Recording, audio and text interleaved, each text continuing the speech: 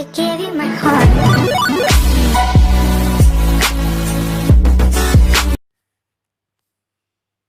प्यारे विद्यार्थियों, सुभाषीष मैं शमशेर सिंह आज कक्षा 8 के इस वीडियो के साथ फिर उपस्थित। आज हम श्यानी भुआ का अगला भाग पढ़ रहे हैं। भुआ की परेशानी का पार नहीं।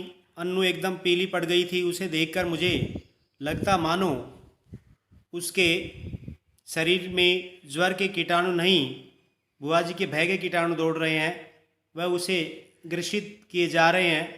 वह उनसे पीड़ित होकर भी भय के मारे कुछ कह नहीं सकती थी। वह सूखने जा रही थी। आखिर डॉक्टरों ने कई प्रकार की परीक्षाओं के बाद राय दी कि बच्ची को पहाड़ पर ले जाया जाए और जितना अधिक उसे प्रसन्न रखा जा सके रखा जाए। सब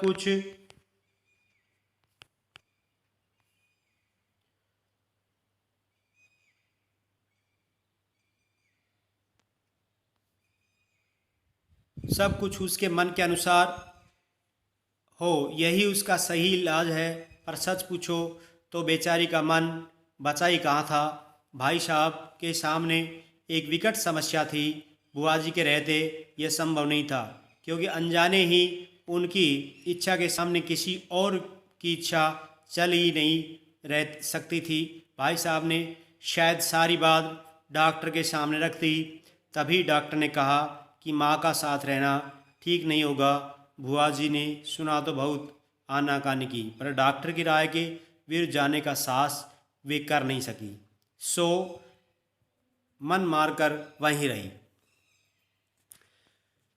जोर शोर से अन्नू के पहाड़ पर जाने की तैयारी शुरू हुई।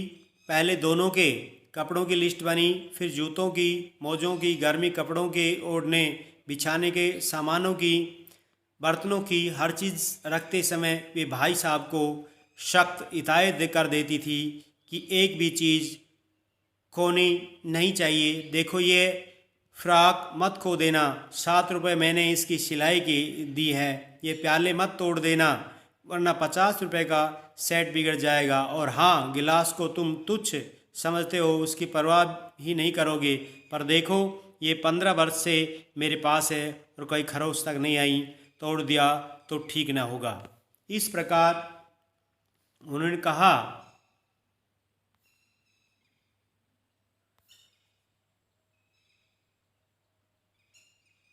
प्रत्येक वस्तु की हिदायत के बाद में वह अन्नू पर आई और बस दिन किस समय क्या खाएगी उसका मेनू बना दिया। कब कितना घूमेगी, क्या पहनेगी, सब कुछ निश्चित कर दिया। मैं सोच रही थी कि ये बैठे बैठे ही बुआ ने इन्हें ऐसा बांध दिया, बेचारी अपनी इच्छा के अनुसार कुछ नहीं कर सकेंगी। सब कह चुकी तो ज़रा आदर स्वर से बोली, कुछ अपना भी ख्याल रखना, दूध फल बराबर खाते रहना। हिदायतों को की इतनी लंबी सूची के बाद उन्हें यही कहना पड़ा उसे, जाने तुम लोग कैसे मेरे बिना कैसे रहोगे, मेरा तो मन ही नहीं मानता। हाँ, बिना भूले रोज़ एक चिट्ठी डाल देना। आखिर वह क्षण भी आ पहुंचा जब भाई साहब एक नौकर और अन्नू को लेकर चले गए। बुआ जी ने अन्नू को खूब प्यार किया, रोई भी। उसका रोना मेरे लिए नई बात नहीं थी। उसी दिन पहली बार लगा कि उसके भयंकर कठोरता में कहीं कोमलता भी छिपी है। जब तक तांगा दिखाई देता रहा वे उसे देखती रही। उसके बाद कुछ क्षण निर्जीव सी होकर पड़ी रही, पर दूसरे ही दिन से घर फिर वैसे ही चलने लगा। भाई साहब का पत्र रोज़ आता था जिसमें अन्नू की तबीयत के समाचार रहते थे। बुआ जी भी रोज़ एक पत्र लिखती थी जिसमें अपनी उन मौखिक हिदायतों को लिखित रूप में दोहरा दिया करती थी। पत्रों की तारीख में अंतर रहता, बात चाहे सब में वही रहती थी। मेरे तो मन में आता है कि कह दूं, बुआ जी रोज़ पत्र लिखने का कष्ट क्यों करती है। भाई साहब को लिख दीजिए कि एक पत्र गत्ते पर चिपका पलंग के सामने लटका ले और रोज़ सवेरे उठकर पढ़ लिया करें। इतना साहस न था कि मैं ये कह सकूं। करीब 1 महीने के बाद एक दिन भाई साहब का पत्र नहीं आया, दूसरे दिन भी नहीं आया। बुआ जी बड़ी चिंतित हो उठी। उस दिन उसका मन किसी भी काम में नहीं लगा। घर की कसी कसाई व्यवस्था कुछ शिथिल सी मालूम होने लगी। तीसरा दिन भी निकल गया। अब तो बुआ जी की चिंता का पार नहीं रहा। रात को वे मेरे कमरे में आकर सोई, पर सारी रात दुख सपन देखती रही और रोती रही, मानो उसका वर्षों से जमा हुआ नारित्व पिघल पड़ा था और अपने पूरे वेग के साथ बह रहा था। वे बार बार कहती कि उन्हें स्वप्न में देखा है कि भाई साहब अकेले चले आ रहे हैं, अनुसाद नहीं है, उनकी आंखें भी लाल हैं और वे फूट फूट कर रो पड़ती हैं।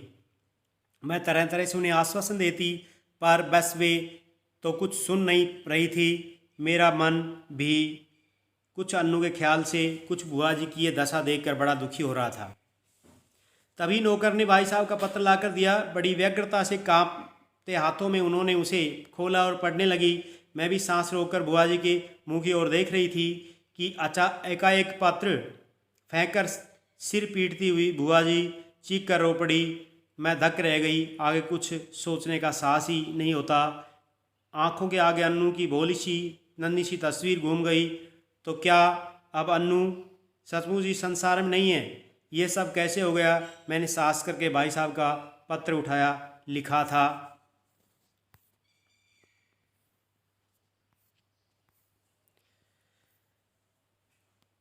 प्रिय सयानी, समझ में नहीं आता किस प्रकार तुम्हें ये पत्र लिखूं, किस मुंह से तुम्हें ये दुखद समाचार सुनाऊं।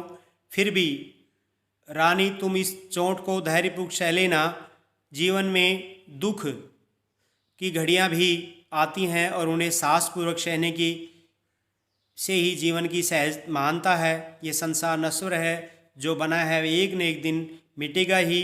शायद इस तथ्य को सामने रखकर हमारे यहाँ कहा गया है कि संसार की माया से मोह रखना दुख का मूल है। तुम्हारी इतनी हिदायतों के और अपनी सारी सार्थकता के बावजूद मैं उसे नहीं बचा सका।